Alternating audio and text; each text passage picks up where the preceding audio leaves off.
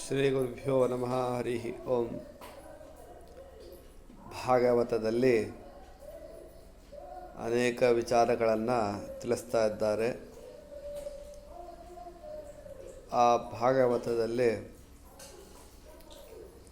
ಏನು ಭಾಗವತ ಅಂತಂದರೆ ಏನು ಅಂತ ಅರ್ಥ ಬಂದರೆ, ಭಾಗ ದೇವರನ್ನು ಒಳ್ಳೊಳ್ಳೆಯ ಕೆಲಸಗಳನ್ನು ಮಾಡಿದರೆ ದೇವರು ಒಂದೊಂದು ಲೋಕವನ್ನು ಕೊಡ್ತಾನೆ ಅಂತ ಕೇಳ್ತೀವಿ. ಆದರೆ ದೇವರು ಭಾಗವತವನ್ನು ಯಾರು ಕೇಳ್ತಾರೆ ಅವನ ಭಾಗವನ್ನೇ ಕೊಡ್ತಾನೆ, ಉತ್ತಮವಾಗಿರ್ತಕ್ಕಂಥ ಗತಿ ಕೊಡ್ತಾನೆ ಅಂತಕ್ಕಂಥದ್ದನ್ನು ತಿಳಿದುಕೊಳ್ಳಬೇಕು. ಇದು ಶ್ರೇಷ್ಠ, ತನ್ನ ಭಾಗವನ್ನೇ ಕೊಡ್ತಾನೆ ಅಂತ ತಿಳಿದುಕೊಳ್ಳಬೇಕು. ಇಲ್ಲಿ ಮೊದಲನೇ ಸ್ಕಂದೆ ರಾಮಾಯಣ ಮತ್ತು ಮಹಾಭಾರತದ ಹಿಂದಿನ ವೃತ್ತಾಂತವನ್ನು ತಿಳಿಸ್ತಾರೆ. ಪಾಂಡವರ ವೃತ್ತಾಂತವನ್ನು, ಪರೀಕ್ಷಿತನ ವೃತ್ತಾಂತವನ್ನು, ಪರೀಕ್ಷಿತನ ಶಾಪ, ಹಾಗೆ ಅವನು ಪ್ರಾಯೋಪವೇಶಕ್ಕೆ ಕುಳಿತುಕೊಂಡು ವೇದವ್ಯಾಸ ದೇವರು ರಚನೆಯನ್ನು ಮಾಡಿರತಕ್ಕಂತಹ ಭಾಗವತವನ್ನು ಹೇಗೆ ರಚನೆ ಮಾಡಿದರು ಅಂತ ತಿಳಿಸ್ತಾ ಇದ್ದಾರೆ. ಅಂಥದ್ದರಲ್ಲಿ ಒಂದು ಮುಂದೆ 2ನೇ ಅಧ್ಯಾಯದಲ್ಲಿ ಯಾವ ರೀತಿಯಾಗಿ ಭಾಗವತ ಬಂತು ಅಂತ ತಿಳಿಸ್ತಾ, ಮುಂದೆ 3ನೇ ಸ್ಕಂದದಲ್ಲಿ ಎಲ್ಲ ಸೃಷ್ಟಿಯ ವಿಚಾರವನ್ನು ಹೇಳ್ತಾರೆ. ಯಾವ ರೀತಿಯಾಗಿ ಸೃಷ್ಟಿಯನ್ನು ಮಾಡ್ತಾನೆ ದೇವರು ಅಂತ. 4ನೇ ಸ್ಕಂದದಲ್ಲಿ ಯಾವ ರೀತಿಯಾಗಿ ಆರಂಭ ಇತ್ಯಾದಿಗಳನ್ನು ಮಾಡಿದರು ಸೃಷ್ಟಿಯಾದ ನಂತರದಲ್ಲಿ ಅಂತಕ್ಕಂಥ ಕಥೆಯನ್ನು ಹೇಳಿ, 5ನೇ ಅಧ್ಯಾಯದಲ್ಲಿ ಭೂಗೋಳ ಖಗೋಳದ ವರ್ಣನೆಯನ್ನು ಮಾಡಿ, 6ನೇ ಅಧ್ಯಾಯದಲ್ಲಿ ಅಜಮಿಳನ ಕಥೆಯನ್ನೆಲ್ಲ ಹೇಳಿ, 7ನೇ ಸ್ಕಂದದಲ್ಲಿ ನರಸಿಂಹದೇವರ ಚರಿತ್ರೆಯನ್ನು ಹೇಳ್ತಾರೆ. 8ನೇ ಅಧ್ಯಾಯದಲ್ಲಿ ವಾಮನಾವತಾರವನ್ನು ಹೇಳಿ, ಗಜೇಂದ್ರ ಮೋಕ್ಷವನ್ನು ಹೇಳಿ, ಅನಂತರದಲ್ಲಿ 9ಮ ಸ್ಕಂದದಲ್ಲಿ ಸೂರ್ಯವಂಶ ಚಂದ್ರವಂಶದ ವರ್ಣನೆಯನ್ನು ಮಾಡ್ತಾರೆ.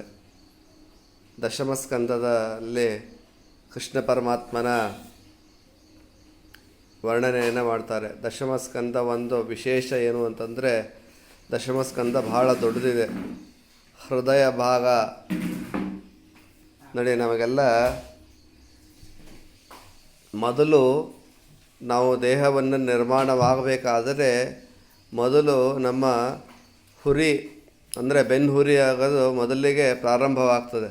ಆದರೆ 2ನೇ ತಿಂಗಳು ಮುಗಿತಾ ಇದ್ದ ಹಾಗೆ ಗರ್ಭದಲ್ಲಿ ಇರಬೇಕಾದ್ರೆ ಹಾರ್ಟ್ ಬೀಟ್ ಶುರು ಆಗ್ತದೆ. ನಾವು ಅಥವಾ ಯಾರೋ ಗರ್ಭಿಣಿ ಆಗಿದ್ದಾರೆ ಅಂತಕ್ಕಂಥದ್ದನ್ನು ತಿಳಿದುಕೊಳ್ಳಬೇಕಾದರೆ ಅವರಿಗೆ 2 ತಿಂಗಳು ಪೂರ್ಣವಾಗಿ ತುಂಬಬೇಕು. ಯಾಕಂದರೆ ಹಾರ್ಟ್ ಬೀಟ್ ಆವಾಗ ಶುರುವಾಗ್ತದೆ. ಅದಕ್ಕಿಂತ ಮುಂಚೆ ಬೆನ್ನು ಹುರಿ ಎನ್ನತಕ್ಕಂಥದ್ದು ಬರ್ತದೆ ಅಂತೇಳಿ ಎಲ್ಲರೂ ತಿಳಿಸಿಕೊಡ್ತಾರೆ. ಆ ರೀತಿಯಾಗಿ ಈ ಭಾಗವತದ ಹಾರ್ಟ್ ಭಾಗ ಯಾವುದು ಅಂತಂದರೆ 10ಮ ಸ್ಕಂದ ಅಂತ ಹೇಳ್ತಾರೆ. ಯಾರು ಸಪ್ತಾಹವನ್ನು ಹೇಳ್ತಾ ಇರ್ತಾರೆ ಅಥವಾ ಕೇಳ್ತಾ ಇರ್ತಾರೆ, ನಿತ್ಯ ಎಲ್ಲ ಸಪ್ತಾಹವನ್ನು ಕೇಳಲಿಕ್ಕೆ ಆಗಲಿಲ್ಲ ಅಂತಂದರೆ 10ಮ ಸ್ಕಂದ ಭಾಗವತವನ್ನು ಕೇಳಿದರೆ ಸಂಪೂರ್ಣವಾಗಿ ಭಾಗವತವನ್ನು ಕೇಳಿದಂತೆ ಅಂತ ಹೇಳ್ತಾರೆ. ಹೀಗಾಗಿ 10ಮ ಸ್ಕಂದದಲ್ಲಿ 2 ಭಾಗ, ಒಂದು ಪೂರ್ವಾರ್ಧ, ಒಂದು ಉತ್ತರಾರ್ಧ ಅಂಥೇಳಿ. ಅದಾದ ನಂತರದಲ್ಲಿ ಏಕಾದಶ ಸ್ಕಂದ, 10ಮ ಸ್ಕಂದದಲ್ಲಿ ಆಗಿರತಕ್ಕಂಥದ್ದನ್ನು ಮುಂದೆ ಏಕಾದಶ ಸ್ಕಂದದಲ್ಲಿ ಎಲ್ಲ ವಿಷಯವನ್ನು ಬಹಳ ಈ ತಲೆಯ ಭಾಗ, ಹೃದಯ ಭಾಗವನ್ನು 10ಮ ಸ್ಕಂದ ಅಂತ ಅಂದ್ಕೊಂಡ್ವಿ ಅಂತಂದರೆ ತಲೆಯ ಭಾಗವನ್ನು ಹೆಚ್ಚಿನದಾಗಿರ್ತಕ್ಕಂತಹ ವಿಚಾರವನ್ನು ತಿಳಿದುಕೊಳ್ಳುವಂಥದ್ದು ಏಕಾದಶ ಸ್ಕಂದ ಭಾಗವತ. 12ಶ ಸ್ಕಂದ ಭಾಗವತದಲ್ಲಿ ಮುಂದೆ ಯಾವ ರೀತಿಯಾಗಿ ಆಗ್ತದೆ, ಕಲಿಯುಗದಲ್ಲಿ ಯಾವ್ಯಾವ ರೀತಿಯಾಗಿ ಇರ್ತಾರೆ ಅಂತಕ್ಕಂಥ ಎಲ್ಲ ಕಥಾಭಾಗವನ್ನು ಹೇಳ್ತಾ ಇದ್ದಾರೆ. ಇಂತಹ ದ್ವಾದಶ ಸ್ಕಂದಯುಕ್ತವಾಗಿರ್ತಕ್ಕಂತಹ ಭಾಗವತದಲ್ಲಿ ಹೃದಯ ಭಾಗವಾಗಿರ್ತಕ್ಕಂತಹ ಕೃಷ್ಣ ಪರಮಾತ್ಮನ ಚರಿತ್ರೆಯನ್ನು ಸ್ವಲ್ಪ ಮಟ್ಟಿಗೆ ತಿಳಿದುಕೊಳ್ಳಬೇಕು. ಕೃಷ್ಣ ಪರಮಾತ್ಮ ಏನು ಮಾಡಿದ್ದಾನೆ ಅಂತಂದರೆ, ಅವತಾರವನ್ನು ಮಾಡಿ ಜೈಲಿನಲ್ಲಿರ್ತಕ್ಕಂತಹ ವ್ಯಕ್ತಿಗಳಿಗೆ ಹೊರಗೆ ಕರೆದುಕೊಂಡು ಹೋಗಿ ಉತ್ತಮವಾಗಿರ್ತಕ್ಕಂತಹ ಪುರಕ್ಕೆ ಬಿಟ್ಟು ಬಂದಿದ್ದಾನೆ. ನಂದಗೋಕುಲ, ಅವನು ಎಲ್ಲಿ ಬಿಟ್ಟು ಬಂದಿದ್ದಾನೆ? ನಂದಗೋಕುಲವನ್ನು ನಾವು ವೈಕುಂಠ ಅಂಥೇಳಿ ಅಂದುಕೊಂಡ್ವಿ ಅಂತಂದರೆ, ಕೃಷ್ಣ ಕಥೆಯನ್ನು ಕೇಳೋದ್ರಿಂದ ಹೇಗಾಗ್ತದೆ ಅಂತಂದರೆ, ನಾವೆಲ್ಲ ಸಂಸಾರ ಅಂತಕ್ಕಂತಹ ಜೈಲಿನಲ್ಲಿ ಇದ್ದೇವೆ. ಸಂಸಾರ ಅಂತಕ್ಕಂತಹ ಜೈಲಿನಲ್ಲಿ ಪಾರು ಮಾಡಬೇಕು ಅಂತಂದರೆ ನಮಗೆ ಭಾಗವತವನ್ನು ಕೇಳಬೇಕು, ಸರ್ಪಗಳಿಗಳು ಕಳಿಸಬೇಕು. ಏನು, ನಮಗೆ ಎಲ್ಲರ ಒಟ್ಟಿಗೆ ಸ್ನೇಹ ಇರ್ತದೆ. ನನ್ನ ಮಗನ ಜೊತೆಗೆ ಸ್ನೇಹ, ನನ್ನ ತಂದೆಯ ಜೊತೆಗೆ ಸ್ನೇಹ, ತಾಯಿ ಜೊತೆಗೆ ಸ್ನೇಹ, ಗುರುಗಳ ಜೊತೆಗೆ ಸ್ನೇಹ ಇರೋದು ಅಥವಾ ಪ್ರೀತಿ ಇರೋದು ಅದಕ್ಕೆ ಮೋಕ್ಷಕ್ಕೆ ಸಾಧನ ಅಂತ ಹೇಳ್ತಾರೆ. ಈಗ ಅವರಿಗೇನಾದ್ರು ತೊಂದರೆ ಆಯಿತು ಅಂತಂದರೆ ನಮಗೂ ಕೂಡ ತೊಂದರೆ ಆಗ್ತದೆ. ಆದರೆ ಈ ಪಾಠವನ್ನು ಮತ್ತು ಪ್ರವಚನವನ್ನು, ಜ್ಞಾನವನ್ನು ಕೇಳ್ತೇವಲ್ಲ, ಅದೆಲ್ಲವೂ ಮೋಕ್ಷದವರೆಗೆ ನಮಗೆ ಸಿಗ್ತದೆ ಅಂತಕ್ಕಂಥ ಮಾತನ್ನು ತಿಳಿಸ್ತಾರೆ. ಹಾಗೆ ಅವೆಲ್ಲವೂ ಬಂಧನಗಳು ಕಳಚುತ್ತದೆ. ಬಂಧನಗಳು ಕಳಚಿ ನಂತರದಲ್ಲಿ ಎಲ್ಲ ದೈತ್ಯರು ನಮ್ಮಲ್ಲೇ ಇದ್ದಾರೆ. ಆ ದೈತ್ಯರು ನಮ್ಮಲ್ಲೇ ಇದ್ದಿರ್ತಕ್ಕಂಥ ದೈತ್ಯರೆಲ್ಲರೂ ಕೂಡ ಅವರು ಮಲ್ಕೊಂಡು ಬಿಡ್ತಾರೆ. ಯಾಕೆ ಮಲ್ಕೊಂಡಿದ್ದಾಗ ದುರ್ಗಾವತಾರವೂ ಕೂಡ ಅಲ್ಲೇ ಆಗಿರ್ತದೆ. ಹೀಗಾಗಿ ಆ ಲಕ್ಷ್ಮೀದೇವಿಯನ್ನು ಕೂಡ ನಾವು ಪ್ರಾರ್ಥನಾದಿಗಳನ್ನು ಮಾಡಲೇಬೇಕು. ಪರಶುಕ್ಲತ್ರಯರ ನೈವೇದ್ಯವನ್ನು ನಾವು ಊಟ ಮಾಡಲೇಬೇಕು. ದೇವರ ನೈವೇದ್ಯವಾಯಿತು ಅಂದರೆ ಅಡಿಗೆಯನ್ನು ನೋಡಲಿಕ್ಕೆ ಕಾರಣವಾಗ್ತದೆ. ಹಾಗೆ ಈ ರಮಾ ನೈವೇದ್ಯ ಮತ್ತು ವಾಯುದೇವರ ನೈವೇದ್ಯವಾದ ಮೇಲೆ ನಾವು ಸ್ವೀಕಾರ ಮಾಡಲಿಕ್ಕೆ ಅರ್ಹತೆ ಬರ್ತದೆ ಅಂತಕ್ಕಂಥ ಮಾತನ್ನು ಹೇಳ್ತಾರೆ. ಆ ರೀತಿಯಾಗಿ ಹೇಳೋದ್ರಿಂದ ಆ ನದಿಯನ್ನು ದಾಟಿಸ್ತೇವೆ. ನದಿಯನ್ನು ದಾಟಿಸಿದ ನಂದ ಅಂತ ಹೇಳ್ತಾರೆ. ಆ ನದಿಯನ್ನು ದಾಟಿಸ್ತಕ್ಕಂಥದ್ದು ಏನು ಅಂತಂದರೆ, ನಮಗೆ ಮೋಕ್ಷವಾಗಬೇಕಾದರೆ ಒಂದು ನದಿಯ ಸ್ನಾನವಾಗಬೇಕು ಅಂತ ಕೇಳ್ತಾರೆ. ಹೌದು, ಯಾವಾಗ ಹೋಗೊಂಡ್ರೆ ಸರಿ ಅಂತ ಏನಾದ್ರು ಕೇಳಿದ್ವಿ ಅಂತಂದರೆ, ಅದನ್ನು ಈಗ ನಾವು ಈ ಶರೀರದಿಂದ ಹೋಗಲಿಕ್ಕೆ ಸಾಧ್ಯ ಇಲ್ಲ.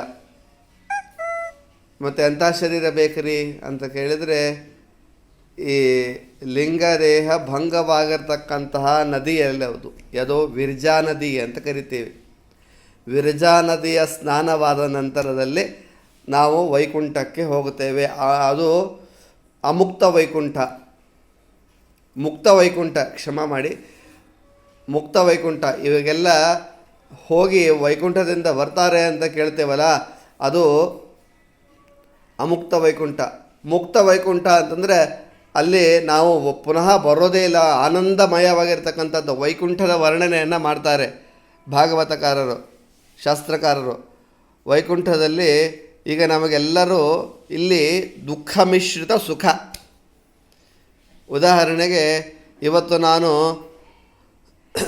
ಊಟವನ್ನು ಮಾಡಬೇಕು ಅಥವಾ ಒಂದು 5 ಭಕ್ಷ್ಯವನ್ನು ಮಾಡಬೇಕು ಅಂತಂದರೆ, 5 ಭಕ್ಷ್ಯವನ್ನು ಮಾಡಬೇಕು ಅಂತಂದರೆ ಅದಕ್ಕೆ ಕನಿಷ್ಠ ಪಕ್ಷ ಒಂದು 3-4 ಗಂಟೆ ಆಗ್ತದೆ. ಅದನ್ನು ತೆಗೆದುಕೊಳ್ಳಲಿಕ್ಕೆ ಅರ್ಧ ಗಂಟೆನೋ 1 ಗಂಟೆನೋ ಸಮಯ ಹಿಡಿತದೆ. ಅದಾದ ನಂತರದಲ್ಲಿ ಸ್ವಲ್ಪ ಹೆಚ್ಚಿಗೆ ತೊಗೊಂಡ್ವಿ ಅಂತಂದರೆ, ಇವತ್ತು ನನಗೆ ಹೊಟ್ಟೆ ನಿಬ್ಬರಾಗ್ಯದ ಅಥವಾ ತೊಂದರೆ ಆಗಿದೆ ಅಂತೇಳಿ ರಾತ್ರಿ ಊಟವನ್ನು ಬಿಡ್ತಕ್ಕಂಥ ಪ್ರಸಂಗವೂ ಕೂಡ ನಮ್ಮಲ್ಲಿದೆ. ಅಥವಾ ಮೊದಲನೇ ಶಾವಿಗೆ ಪಾಯಸ ಮಾಡಿರ್ತೀವಿ ಭಕ್ಷ್ಯದಲ್ಲಿ, ಆ ಶಾವಿಗೆ ಪಾಯಸವನ್ನು ನಾವು ಭಾಳ ಸುಡು ಇರತಕ್ಕಂಥದ್ದನ್ನು ಬಾಯಿಗೆ ಹಾಕ್ಕೊಂಡ್ವಿ ಅಂತಂದರೆ ನಾಲಿಗೆ ಸುಟ್ಟು ಅವನು ಆ ಆನಂದದಲ್ಲಿ ನಮಗೆ ರಹಸ್ಯವಾಗ್ತದೆ. ಹೀಗೆ ಸಂಪುಟಾಕಾರವಾಗಿ ನಮ್ಮ ಆನಂದ ಇದೆ. ಯಾವಾಗ ಆನಂದ? ಊಟವನ್ನು ಮಾಡೋ ಸಂದರ್ಭದಲ್ಲಿ ಆನಂದ. ಎಲ್ಲ ಆನಂದದಲ್ಲೂ ಹಾಗೆ. ಆದರೆ ಅಡುಗೆ ಮಾಡೋದಂತಕ್ಕಂಥ ಸಂದರ್ಭದಲ್ಲಿ ದುಃಖ. ಆಮೇಲೆ ಊಟವಾದ ನಂತರದಲ್ಲಿ ದುಃಖ, ಹೀಗೆ ದುಃಖ ಮಿಶ್ರಿತವಾಗಿರ್ತಕ್ಕಂತಹ ಆನಂದ ಈ ಸಂಸಾರದಲ್ಲಿ ನಮಗಿದೆ.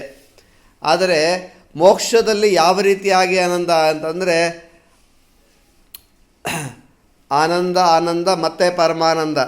ಅದಕ್ಕೆ ಒಂದು ಉದಾಹರಣೆಯನ್ನು ನಾವು ಹೇಳಬೇಕು ಅಂತಂದರೆ, ಒಳ್ಳೆ ನಿದ್ದೆ ಆತ್ರಿ ಆಚಾರ್ಯ ನಮಗೆ ಅಂತ ನಾವು ಹೇಳ್ತೀವಿ. ಯಾಕ್ರಿ ನಿದ್ದೆ ಆಯ್ತು ಒಳ್ಳೇದಾಯಿತು, ಅಲ್ಲಿ ಯಾರು ನಾವು ಏನು ಮಾಡೀವಿ ಅಂತ ಕೇಳಿದರೆ, ಮೋಕ್ಷದ ಒಂದು ಶಾಂಪಲ್, ಒಂದು ಡಾಟ್ ಅಂತ ನಾವೇನು ಹೇಳ್ತೀವಿ, ಆ ರೀತಿಯಾಗಿ ಮೋಕ್ಷದ ಒಂದು ಶಾಂಪಲನ್ನು ದೇವರು ಕೊಟ್ಟಿದ್ದಾನೆ. ದೇವರ ಆಲಿಂಗನವನ್ನು ಮಾಡ್ತೇವೆ, ಪ್ರಾಜ್ಞೆ ನಾಮಕ ಪರಮಾತ್ಮನ ಆಲಿಂಗನವನ್ನು ನಾವು ಮಾಡಿಕೊಳ್ತೇವೆ.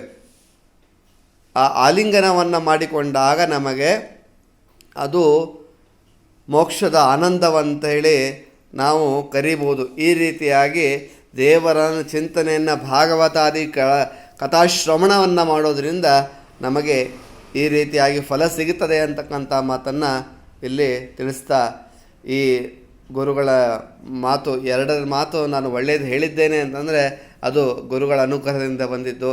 ತಪ್ಪಾಗಿರ್ತಕ್ಕಂಥ ವಿಚಾರಗಳು ಕೂಡ ಖಂಡಿತವಾಗಿ ಬಂದಿರ್ತದೆ, ಅದೆಲ್ಲವೂ ಕೂಡ ನನ್ನ ಕರ್ಮದಿಂದ ಬಂದಿದ್ದು ಅಂತ ಹೇಳ್ತಾ ಈ ಮಾತುಗಳನ್ನು ಗುರುಗಳ ಅಂತರ್ಯಾಮಿಯಾಗಿರ್ತಕ್ಕಂಥ ಅಂಬೃಣಿಪತಿ ವೇದವ್ಯಾಸ ದೇವರಲ್ಲಿ ಸಮರ್ಪಣೆ ಮಾಡ್ತಾ ಇದ್ದೇನೆ. ಅನೇಕ ಭವ್ಯೋತ್ಪನ್ನಂ ತದಾತ್ಮೌತು ಗುರು ಮಧ್ವಾಂತರ್ಗತ ಶ್ರೀಕೃಷ್ಣಾರ್ಪಣಮಸ್ತು.